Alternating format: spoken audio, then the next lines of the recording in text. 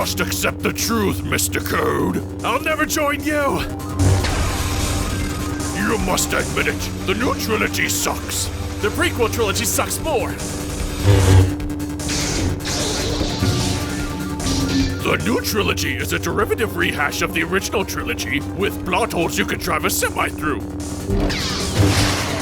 The prequel trilogy is a lame, boring story with terrible jokes and a lackluster origin story for Darth Vader, ruining one of the greatest villains of all time. At least the prequel trilogy was unique, trying something new and taking risks. At least the new sequels didn't have Jar Jar Binks. Well, okay, you got me on that one. Darn it. Ha, take that, Judge. The ace analyst wins again. The Force was not with you. Oh, shut up. Objection!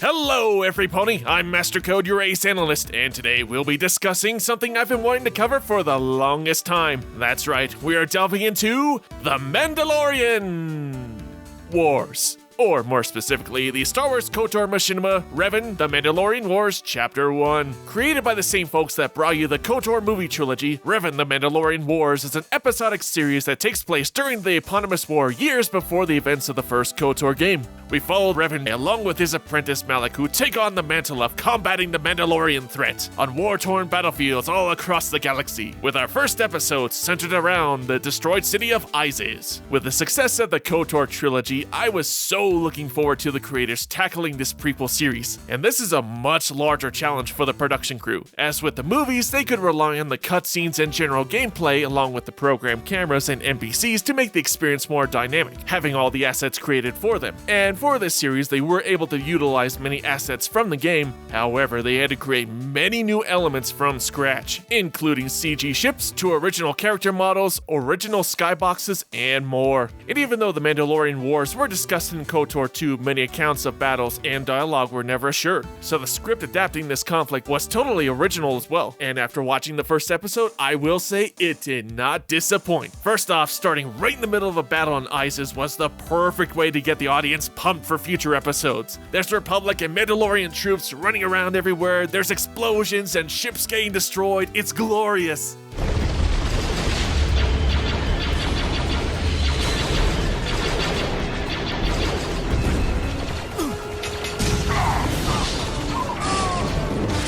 Now, because the team is working within the limitations of a game engine all the way back to 2004, the animations and battles aren't the most eloquent at times, like soldiers just shooting in rhythm with each other, pausing just to fire again. But if you can get over the game's confines, the battles are still fun, and the creators do take advantage of every possible exploit to make everything look more dramatic, like the scene of Revan hopping around the battlefield is using a natural attack that's in the game, but combined with moving camera angles and background action, it looks less gamey and more realistic. The editing itself is rather well done, especially with the melee and lightsaber combat scenes.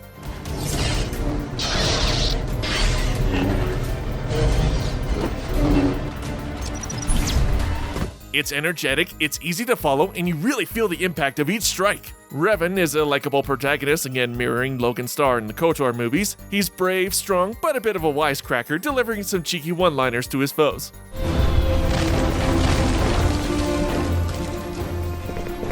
Guys, I was hoping my friend and I could crash the party.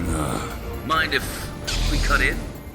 The soundtrack is also awesome, using music from various Star Wars movies, along with orchestral scores from other movies as well, like Spider-Man 2, Justice League, and more. And the general sound design with the lasers and explosions is pretty solid as well. The only minor nitpick I have with the audio is that the opening narration about Revan is competing with the explosions and laser sound effects. Revan's choices were always his own. It was not teaching or circumstance or example, it was him.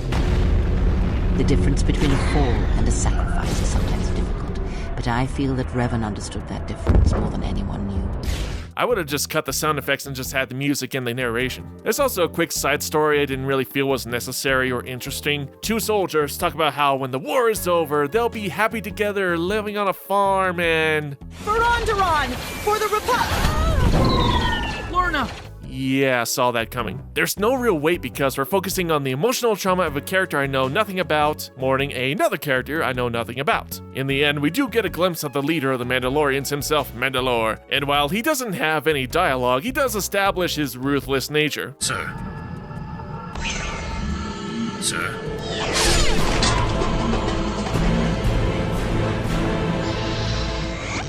Overall, despite a couple problems, this first chapter has been quite the fun ride. I love the direction, the editing, the visual effects, the characters, all leading to a fun Star Wars story. And I definitely look forward to the rest of the series. Well, that's it for today, guys. Until next time, MC out!